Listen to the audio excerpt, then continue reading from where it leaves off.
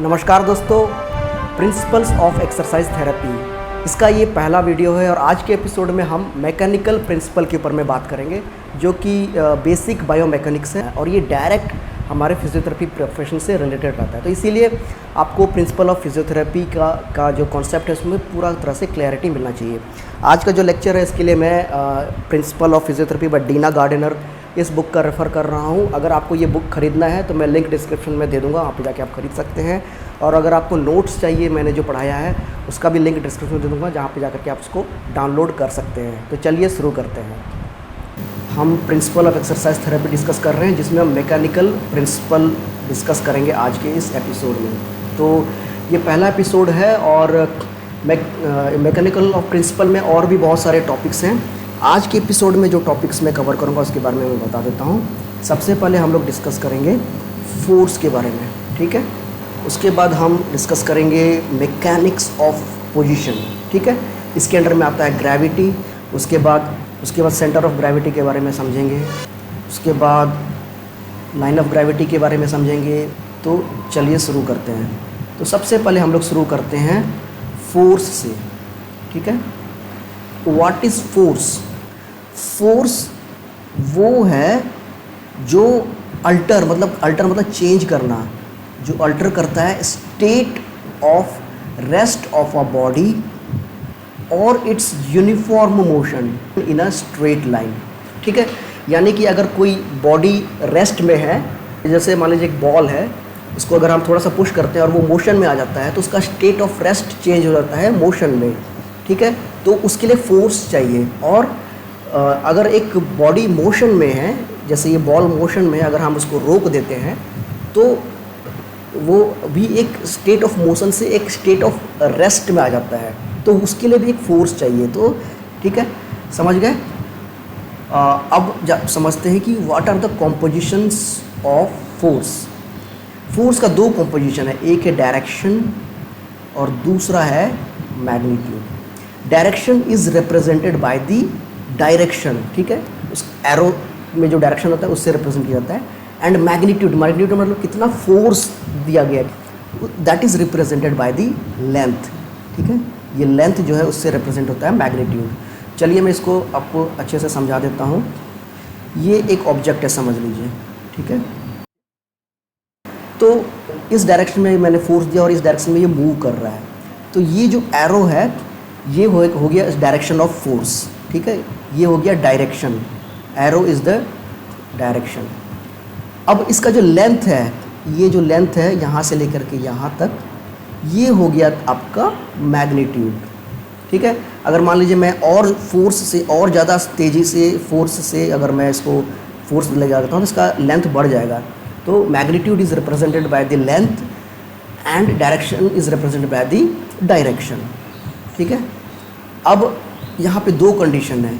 एक कंडीशन में एक सिंगल फोर्स एक्ट कर रहा है और दूसरा एक कंडीशन है जिसमें टू फोर्स एक्ट कर रहा है। सिंगल फोर्स में तो ये हो गया, यानी कि एक ही फोर्स है जिसमें वो एक जिस डायरेक्शन में फोर्स जा रहा है उसी डायरेक्शन में बॉडी मूव करेगा और जितना मैग्नीट्यूड में फोर्स दिया गया उतना ही दूर वो बॉडी जाएगा। तो जब क्या होता है, जब बॉडी में दो फोर्स एक साथ एक्ट करता है एक सिंगल पॉइंट पे, ठीक है।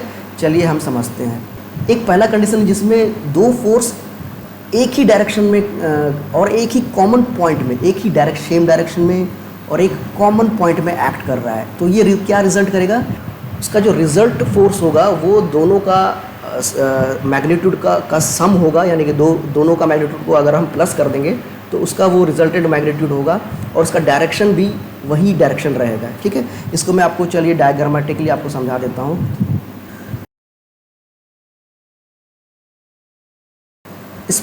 इस पॉइंट पे एक फोर्स एक्ट कर रहा है, इसी पॉइंट पे एक और फोर्स एक्ट कर रहा है। चलिए इसको मैं डॉटेड लाइन से दिखा देता हूँ। ये एक फोर्स हो गया जो डॉटेड लाइन, और ये एक फोर्स हो गया।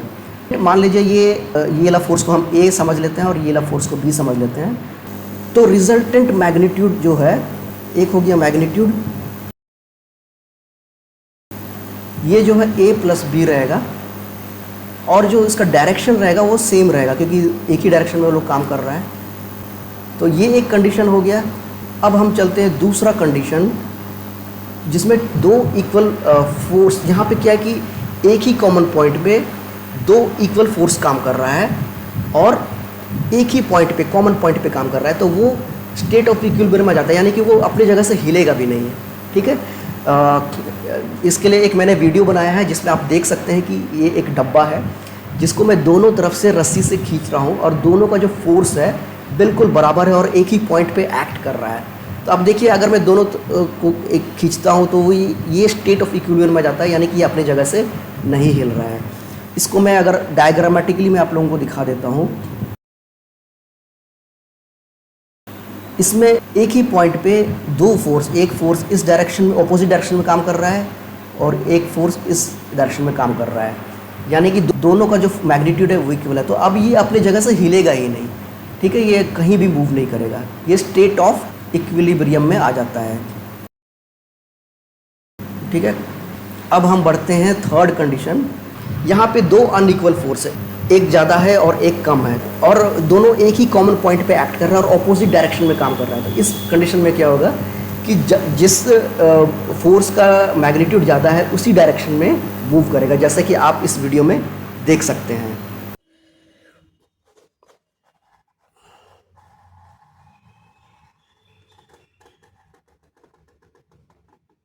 ठीक है, तो इसको मैं आपको डायग्रामेटिकली भी दिखा देता हूँ। एक ग्रेटर फोर्स है ये, और ये थोड़ा सा कम मैग्नीट्यूड है, इसका मैग्नीट्यूड कम है और इसका मैग्नीट्यूड ज़्यादा है। अब दोनों एक ही कॉमन पॉइंट पे काम कर रहा है। ठीक है, तो अब रिजल्टेंट फोर्स क्या होगा कि इसी डायरेक्शन में वो मूव करेगा, और इसका जो मैग्नीट्यूड होगा, जैसे ये ए है और ये बी है, तो मैग्नीट्यूड जो रहेगा वो बी माइनस ए रहेगा। चलिए, अब फोर्थ एक कंडीशन है जिसमें टू फोर्स एक ही पॉइंट पे काम कर रहा है लेकिन एक दूसरे में एंगल में काम कर रहा है। तो यहाँ पे क्या होगा कि दोनों का फोर्स का डायरेक्शन भी कंपाउंड हो जाएगा और दोनों का मैग्नीट्यूड भी कंपाउंड हो जाएगा और रिजल्टेंट डायरेक्शन में वो मूव करेगा, जैसे कि आप इस वीडियो में देख सकते हैं।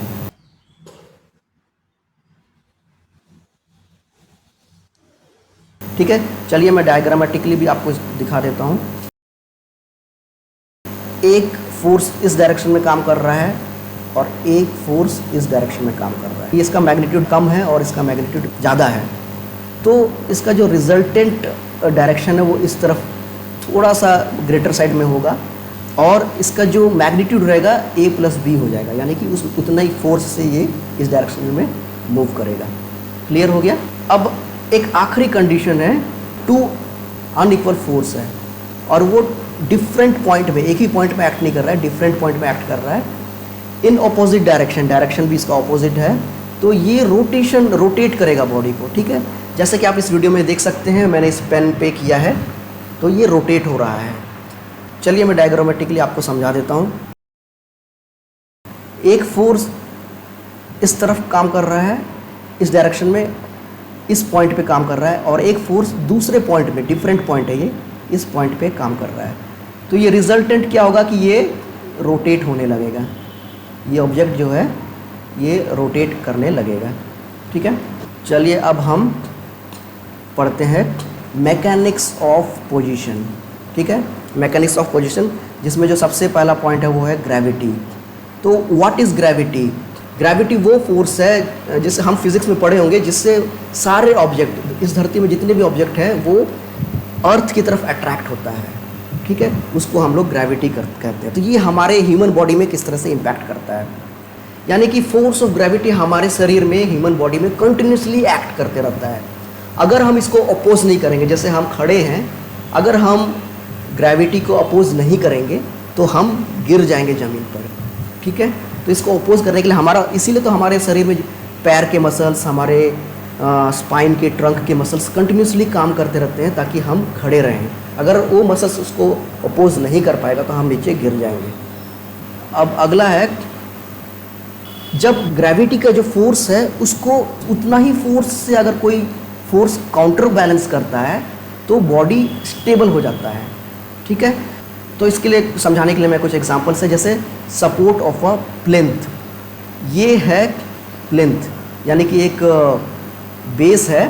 इसे मान लीजिए इसके ऊपर में कोई एक स्टैच्यू है। ये प्लिंथ उसको इसीलिए सपोर्ट कर पा रहा है क्योंकि वो उतना ही इक्वल फोर्स से उसको ये अपोज कर रहा है। अगर ये उतना इक्वल फोर्स से अपोज नहीं करता तो ये इसके अंदर धंस जाता है, इसके अंदर घुस जाता है। ठीक है, तो एक और एग्जांपल है buoyancy of water and isometric contraction of muscles. ये जो बॉल है ये पानी में तैर रहा है क्योंकि इसको बॉयंसी मिल रहा है। ठीक है, ये अर्थ का जो ग्रेविटी है बॉल को नीचे की तरफ पुल कर रहा है, लेकिन पानी का जो बॉयंस है उसको ऊपर की तरफ धकेल रहा है और दोनों इक्वल बन जाता है, इसीलिए यहाँ पे ये फ्लोट कर रहा है। ठीक है, अब तीसरा जो एग्जांपल है आइसोमेट्रिक मसल कंट्रैक्शन। ये इसमें देखिए ये डंबल है। ये डंबल जो है वो इसको ग्रेविटी नीचे की तरफ खींच रहा है, लेकिन हमारा जो बाइसेप्स मसल्स है वो कंटिन्यूसली कॉन्ट्रैक्ट कर रहा है। कॉन्ट्रैक्ट करके इसको इस पोजीशन में स्टेबल बना करके रखा है।